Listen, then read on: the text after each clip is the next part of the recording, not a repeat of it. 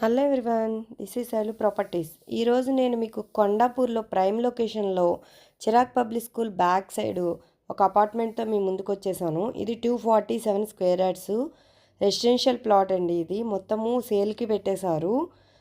ఒకరివి మొత్తం అమ్మేస్తున్నారు టోటల్గా. ఇట్లా ఆ, మనకి ఇది 267 స్క్వేర్ యార్డ్స్ G+4 మొత్తం రెసిడెన్షియల్ వస్తుంది.